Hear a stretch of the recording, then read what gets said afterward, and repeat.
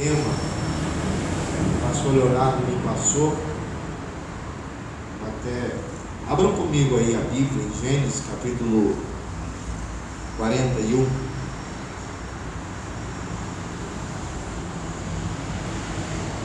Gênesis 41.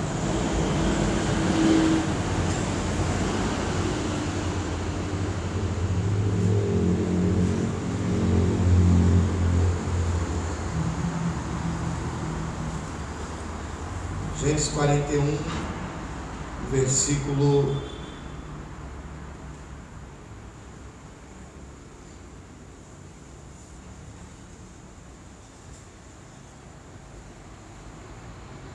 Eu terei uma memória como a do pastor Silvio ou do pastor Leonardo. Tenho facilidade muito grande de guardar os versículos dos capítulos. Deixa eu só...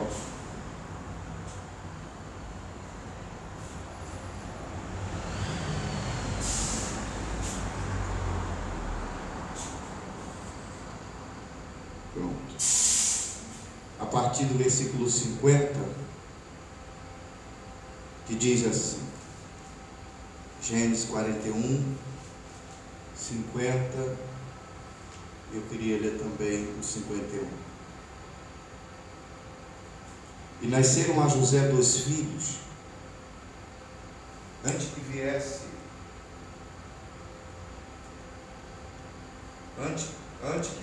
a fome que lhe deu Asenate, filha de Potífera, sacerdote de On. Som.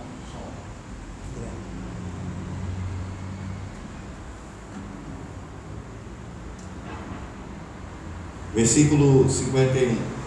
E chamou José ao primogênito de Manassés, porque disse: Deus me fez esquecer de todo o meu trabalho e de toda a casa de meu pai. Amém?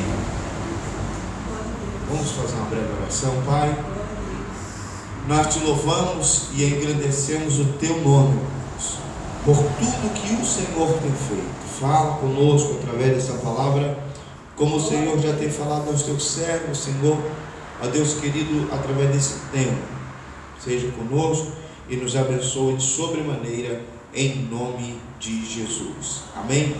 Pode sentar os irmãos, mas eu queria ler mais um trecho bíblico, que está lá em Filipenses 3, versículo 12 até o 14, que diz assim: não que já tenha alcançado ou que seja perfeito, mas prossigo para alcançar aquilo para que fui também preso por Cristo. Irmãos, quanto a mim, não julgo o que haja alcançado, mas uma coisa faço, é que esquecendo-me das coisas que atrás ficam e avançando para as que estão diante de mim, prossigo para o alvo, pelo prêmio da soberana vocação de Deus em Cristo Jesus. Amados, eu queria, quando eu meditava nessa palavra, o Senhor me fez trazer à memória a vida de Abraão. Falar de Manassés, ou de José, ou de Jacó, dificilmente a gente vai chegar a esses homens sem antes se reportar ao patriarca Abraão, ao qual Deus fez uma promessa. E a Bíblia diz que Deus, na terra de Ur, Deus chama Abraão e o convida para peregrinar a uma terra a qual Deus havia proferido, que havia prometido a Abraão. Diz Deus a Abraão: sai da tua terra e do meio da tua parentela, que eu te darei uma terra. E Abraão, sem saber o endereço, sem saber o caminho que deveria ir, ele simplesmente seguiu a voz e o querer de Deus. E aí de Abraão nasce o seu filho Isaque, o filho da promessa. Do filho Isaque nasce o seu filho, o seu neto Jacó. E agora Jacó, com os seus 12 filhos, ele começa a multiplicar aquilo que Deus havia prometido ainda na vida de Abraão, que seria um povo numeroso, um povo forte, um povo próspero. E de repente acontece uma escassez na terra. Eu estou resumindo porque para a gente ganhar tempo, os irmãos conhecem a história, só estou trazendo-nos à memória a história, para a gente chegar em Manassés. E aí houve uma escassez imensa na terra, e Deus, por um projeto divino, por uma ação de Deus anos atrás havia levado um jovem, um moço, com muito sofrimento, com muita dor, para a terra do Egito, a saber, José. José era o filho amado, o filho querido, e agora esse filho amado e filho querido, perseguido pelos irmãos, pela inveja, pela intriga, ele é lançado num poço, vendido para os peregrinos, que agora esses peregrinos adentram o Egito, vende José no Egito, e esse homem vira escravo.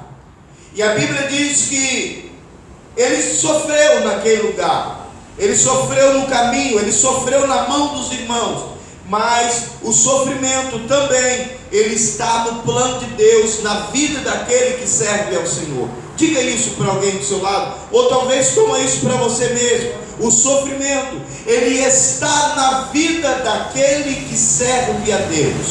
Se não passarmos por sofrimento, dificilmente nós valorizaremos aquilo que Deus tem para nos dar. E a Bíblia diz que esse moço, José, ele sofreu. E aí, ainda no Egito, sem ter ascendido a responsabilidade como segundo homem do Egito, ele sofre perseguição pela esposa de Potifar, e ele vai preso, e é encarcerado. Ali ele simplesmente, mesmo em meio ao sofrimento, ele atende à vontade de Deus, ele atende o querer do Senhor, e ele permanece servindo ao Senhor, toda uma trajetória de sofrimento. Talvez agora alguém olha para José quando governador e diz: olha, como governador é fácil fazer isso, como governador é muito fácil realizar esse tipo de coisa. Mas às vezes a pessoa, ela nos olha hoje, mas ela nunca se preocupa de dar uma olhada para o nosso passado. E o nosso passado, ele representa, por muitas das vezes, todo um sofrimento, toda uma trajetória de dor, de perseguição, de traição, de pessoas que deveriam estar nos apoiando e simplesmente nos dão as costas. E aí, mas Deus está no controle da sua vida, meu irmão. Deus está no controle da sua vida, minha irmã, em nome de Jesus. A questão é que em meio ao sofrimento nós temos a tendência de parar, ou até mesmo retroceder. Mas a Bíblia diz que esse homem permaneceu firme no Senhor. Esse homem não retrocedeu diante do propósito e a promessa que Deus havia feito a ele. Mas isso, irmãos, lembram que não está simplesmente essa promessa profetizada sobre a vida de José. Deus tinha uma promessa na vida de Abraão, e isso precisava cumprir. A gente às vezes se esquece, tem algo que Deus nos prometeu, mas o tempo faz a gente esquecer que a Bíblia diz que o Senhor não é o homem para que minta, e nem o filho do homem para se arrepender. E se Deus falou, Ele vai cumprir. Passe o tempo que passar, isso há de acontecer, porque o Senhor, Ele não volta com a sua palavra atrás. Ele prometeu a Abraão, e agora quem está na vez? José, com todo o sofrimento. E aí os irmãos conhecem a história da revelação dos sonhos, e ele já revela os sonhos dos homens que estavam presos com ele.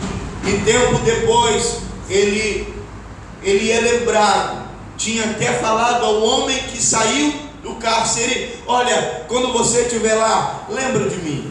O homem esqueceu dele. Não, o homem esqueceu, mas Deus não esqueceu dele. Deus, ele não se esquece de nós. Deus não se esquece dos nossos. Louvado seja o nome do Senhor Jesus. O homem pode até te abandonar, louvado seja Deus.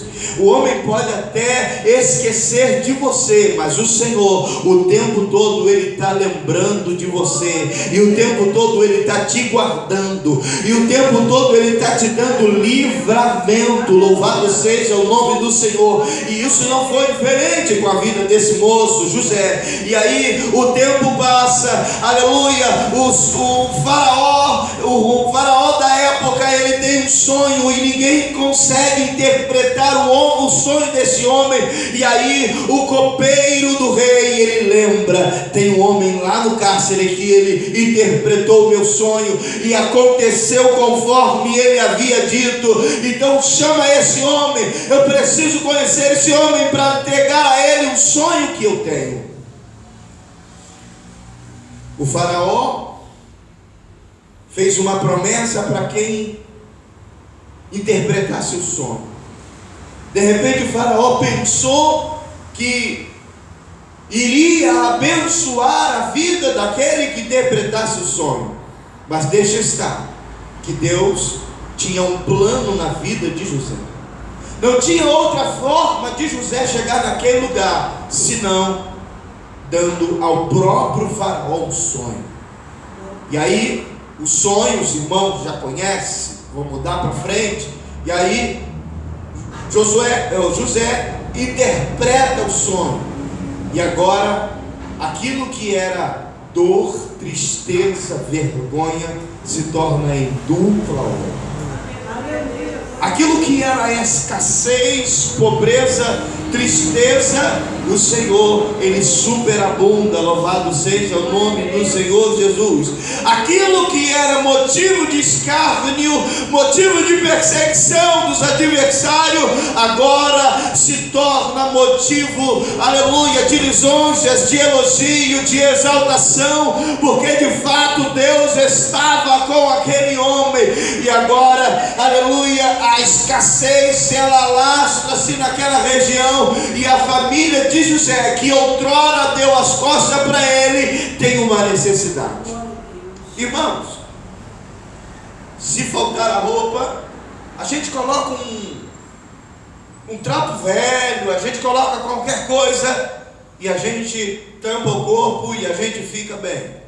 A gente usa uma roupa de segunda mão, a gente compra no brechó, a gente não tem dinheiro para comprar uma nova, a gente dá um jeito, pede emprestado, mas nu a gente não fica, não é verdade?